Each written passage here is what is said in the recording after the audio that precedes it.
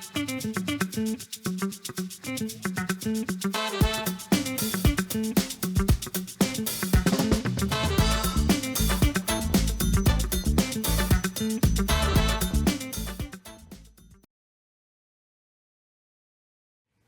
good evening, everyone. I want to thank you right now for joining us today on Equal Hope, the series on CAN TV. That's here, right here. I'm so glad you could join us. I'm Dana Wint. I'm the Community Engagement Specialist for Equal Hope. Equal Hope is a nonprofit organization right here in Illinois with a mission to eliminate health disparities in Illinois. How do we do that? We do that by offering free services, free cervical screenings, free mammograms, free primary care appointments if that's what you need. And how did you... Free. I did say my favorite four-letter word. The only thing missing would be your appointment. Don't let that happen. If you know you haven't been to the doctor for whatever reason, and you're over 40, and you know you need that mammogram every year, whatever reason, unsure, uninsured, well, listen. Give them a call. They're there to support you right now. 312-942-3368. And they have a Latina navigation team to support all of our Latina sisters. We have eliminated all of the barriers.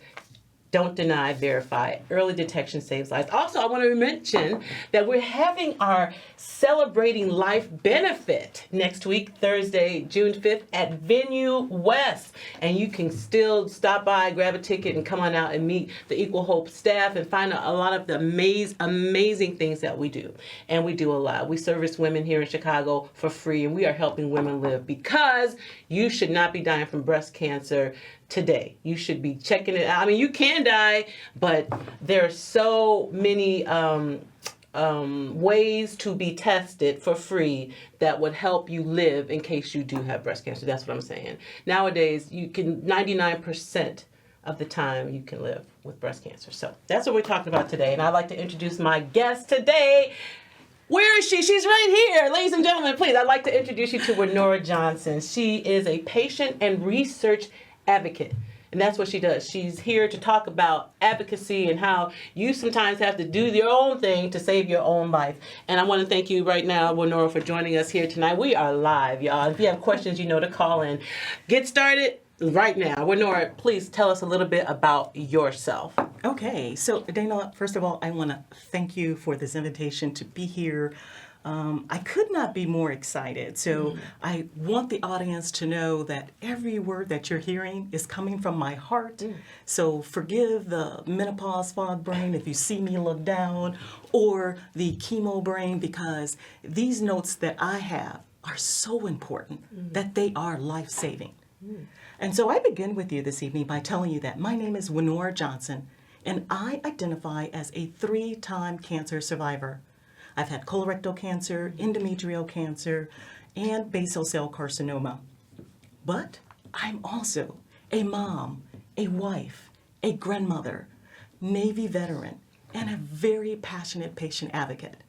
And since 2014, I've been actively involved with various organizations who promote changing policies and guidelines, educating patients about genetic testing, clinical trials, and just overall cancer survivorship. I love it. So let's rewind, because you know they're all thinking, okay, walk us through that journey. When was your first diagnosis? How old were you? And that was the colon cancer, correct? Correct. So in 2011, just after a every year checkup that I take with my primary care provider, being 45 at that time, it led to a FIT test, a colonoscopy, surgery, and then waking up from surgery and being told that you have stage 3B colorectal cancer. And the kicker part of that is that she said it had been there for 15 years. Now, after successful treatment of colorectal cancer, which was through chemotherapy, in 2016, I was encouraged by my oncologist to have a genetic test done. And it revealed that I was positive for Lynch syndrome, having an MSH2 mutation, and that I had a 60% chance at that time of getting endometrial cancer. And so this is when I had a long talk with my gynecologist and opted to have a complete hysterectomy, and only to find upon having a biopsy completed that I had stage 1 endometrial cancer there already. Now, mind you, it was also during this time frame that I found out that my youngest brother had also been diagnosed with metastatic stage 4 colorectal cancer. And his treatment itself would prove to be challenging because he lived in a state-run nursing home facility due to his mental health illness. And then finally, in 2017, I had a small pimple on my backside that required a trip to the dermatologist where she removed about 2 inches of basal cell carcinoma from my backside. And Dana, thus I believe this is what kicked off my patient advocacy work. Wow. So, okay, the colorectal cancer, I would dare say you identified it yourself. There were symptoms and you went and checked on the symptoms. Well, let me correct you there. Colorectal cancer is the number 3 cancer that leads to death because sometimes there are no symptoms. And frankly, I did not, and when I look back on my journey, did not have any recognizable symptoms to me. And when I do look back, I go, those non-regular bowel habits were probably a sign that I had a late-stage cancer. But I'd been like that all of my life. And so if you remember back in the beginning of the story when I told you that my oncologist stated that it had been there for 15 years. Well, I was 45 at the time. And if you count back 15 years from there, that meant at the age of 30, I should have been tested.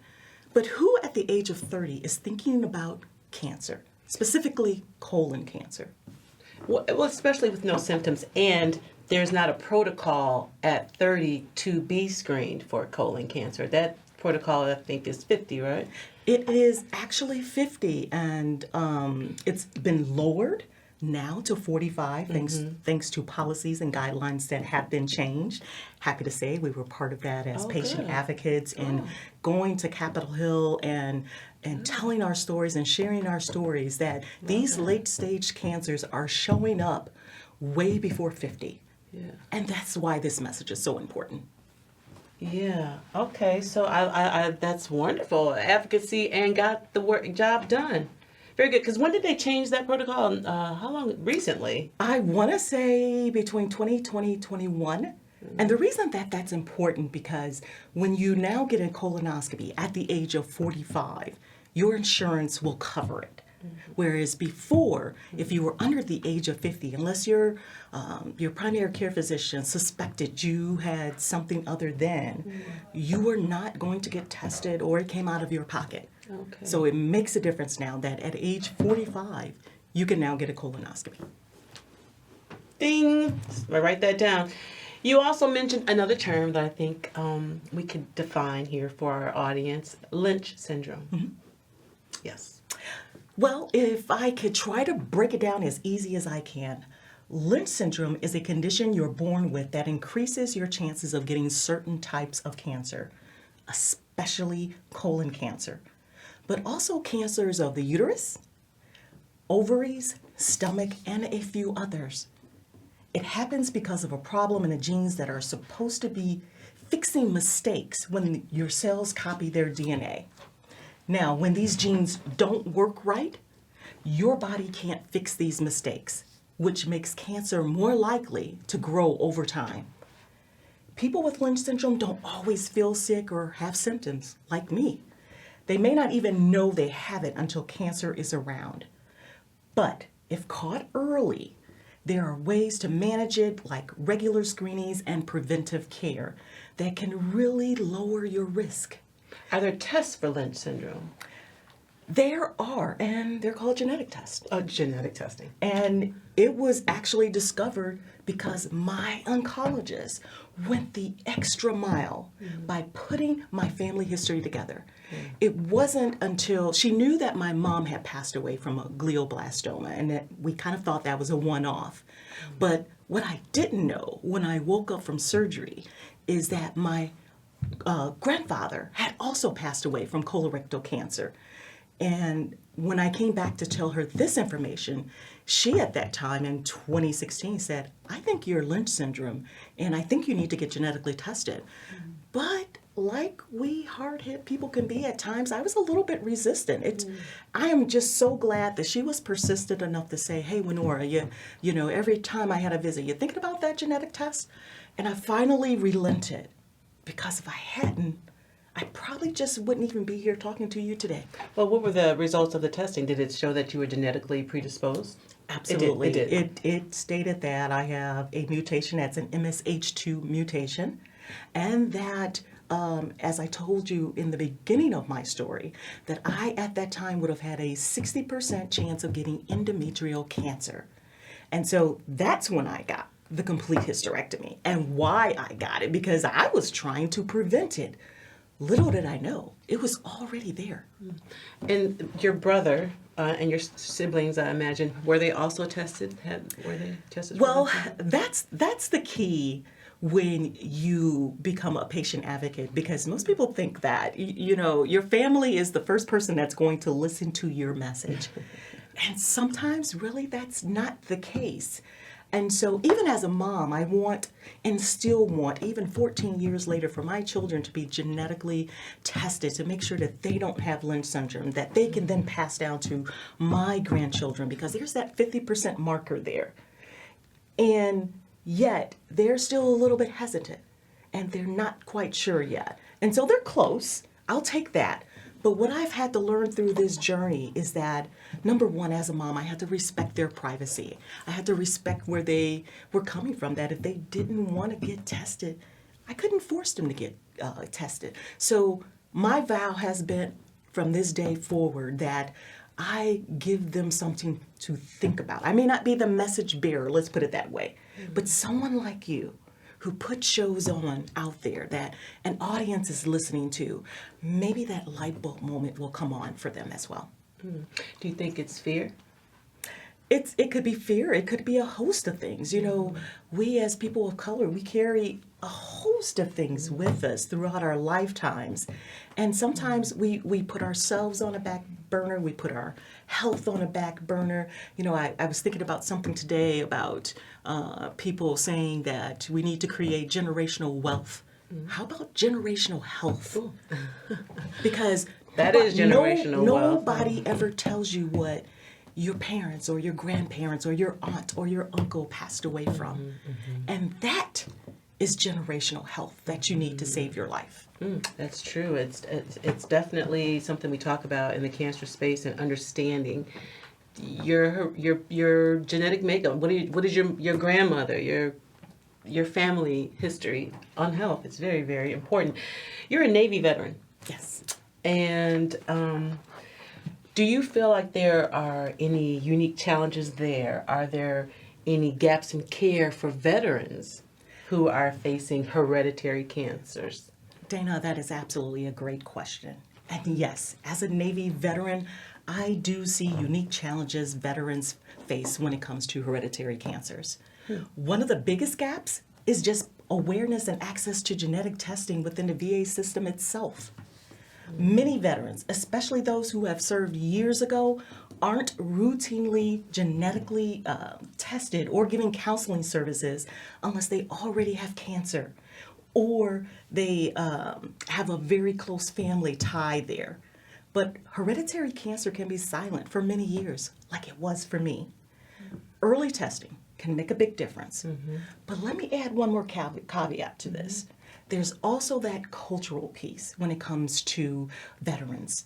Many veterans are trained to tough it out and may not prioritize preventive care or genetic testing unless they're already sick. We need more education and outreach within the veteran community to break down those barriers and make it clear that proactive care is a sign of strength and not weakness. Wow. So in the policy space, what are we working on as far as changing some of that? Oh my gosh, there's so much there, Dana. And are those programs getting cut?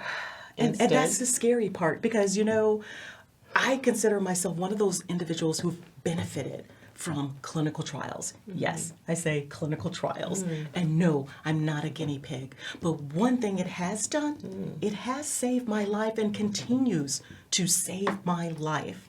the minority population, it's less than 3 to 4% of us that participate in clinical trials.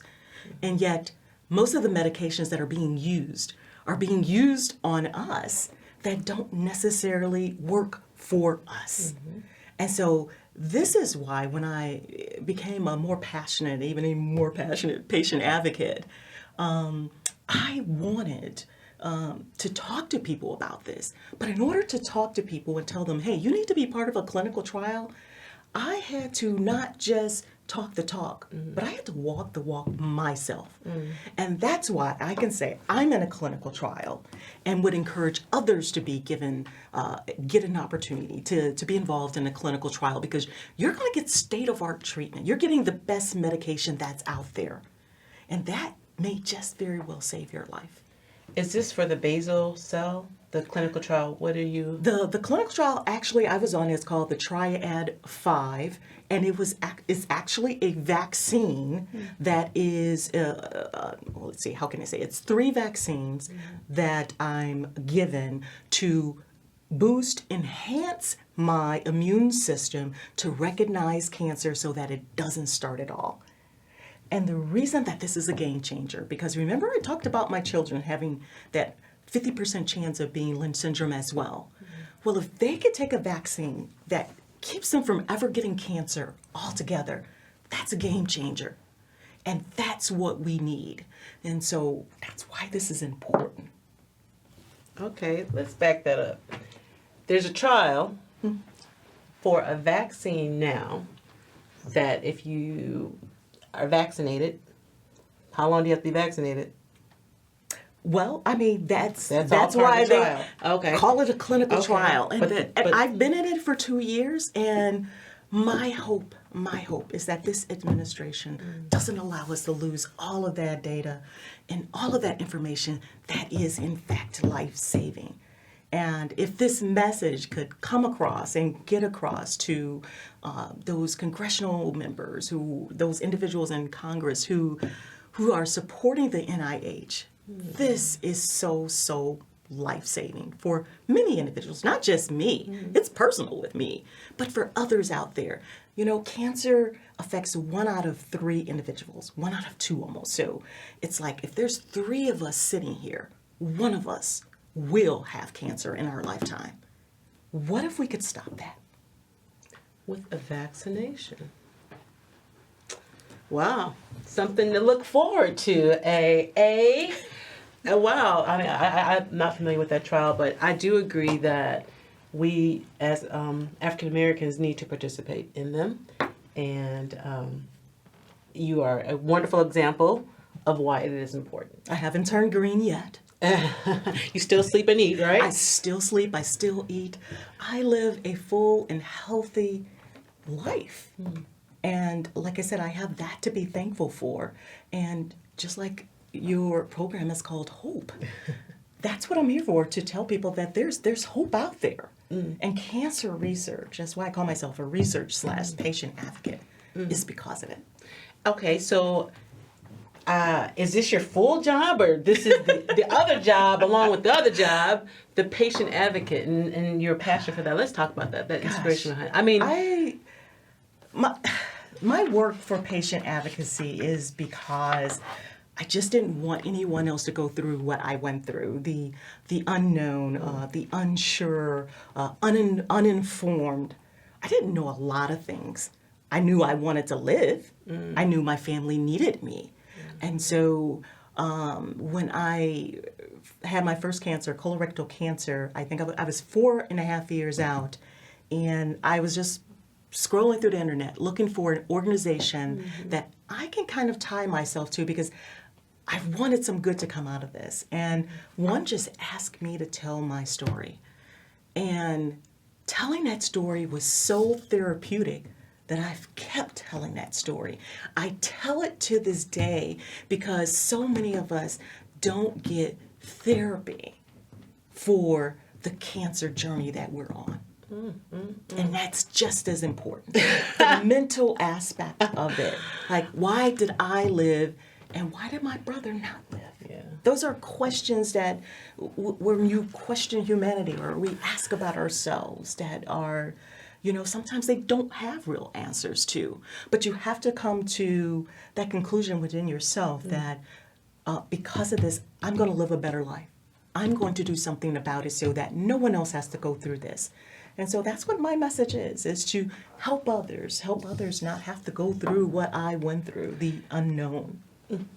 Full disclosure, she's talking to me right now, ladies and gentlemen. She is talking straight to me, the one who didn't really do any therapy. And it's showing up. It is definitely showing up these days. So I'm going to take her old message and try to help myself, you all. She's here for all of us. We can all learn something. What organizations are you currently working with, Wenora? Well, let me give you a list, just a small list.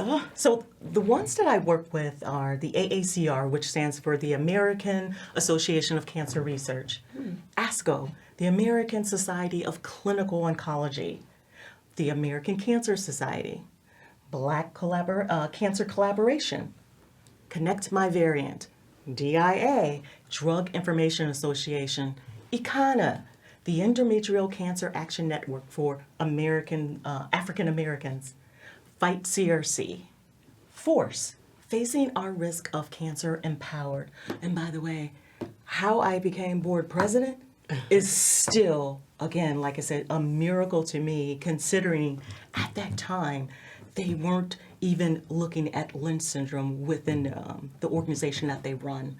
And now fast forward 5 years later, I'm the board president. So that still excites me. The IRB, the Institutional Review Board for Morris and Silver Cross Hospital. NCCS, the National Coalition for Cancer Survivorship. NCCN, National Comprehensive Cancer Network. PCORI, Patient-Centered Outcomes Research Institute. And lastly, WCG Clinical Services. But it's not a lastly, because this is just a small list of what your voice can do. Oh, wow. And so what changes, what policy changes in your list are you most passionate about seeing? Because I'm sure there's something driving. Are you looking for these now? I mean, you got 40-50 changed to 45. That's good for all of us. What's going on now? These days, believe it or not, what's on the forefront of my mind is genetic testing and, of course, clinical trials. Too many people of color are, we're living with social determinants of health that keep us from living as it is. And we need to know that there are places and the things that can really prolong our lives. And so I'm pretty passionate about this, and I just make sure that I try to have a seat at the table to have that voice heard for all of us out there. And if somebody's interested in being an advocate and they don't know where to start, what would you suggest? Well, I would ask them, because there's a couple of different forms of patient advocacy. You've got the policy advocacy part. You've got research. You've got self-advocacy, just advocating for yourself.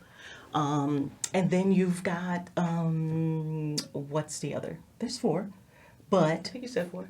Did I say 4? I think so. Do you see? Can you remember? Right. But anyway, those are areas that you can look in. If you think that you feel a certain policy needs to be changed to help your family or help others that you know and love, then go for policy.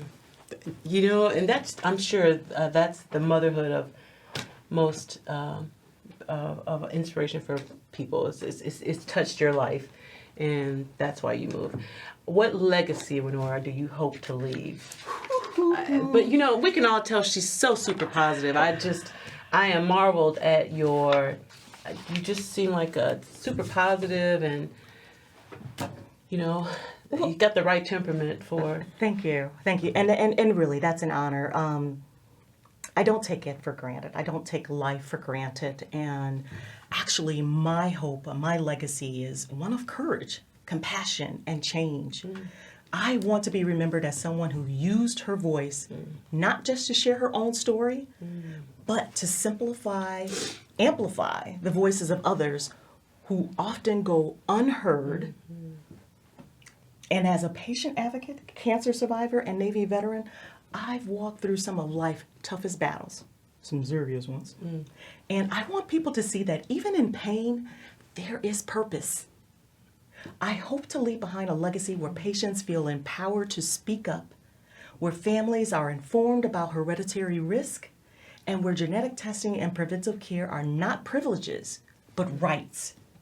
I want to help shift healthcare to be human, where listening to patients is a standard and not optional. If my journey inspires even one person to take charge of their health, to advocate for themselves or to others, or to believe that their story matters, then that to me is a legacy worth leaving. In fact, I'm going to even go one step further. I'm going to give you one of my famous quotes I've been using this year. Is the challenge, James Baldwin. And James Baldwin tells me that not everything that is faced can be changed, but nothing can be changed until it's faced. And boom, that's mic drop. Wenora Johnson, you helped somebody here today. I want to thank you. This show goes so fast.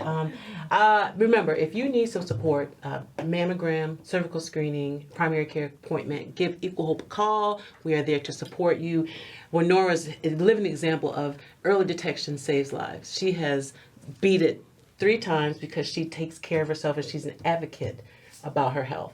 And this is a living example. So thank you. We'll be back here next month, June 24th, 5 o'clock. Set your calendars. Until then, may the rest of this day be the best of this day. We're praying for you, and thank you, Wenora. Thank you.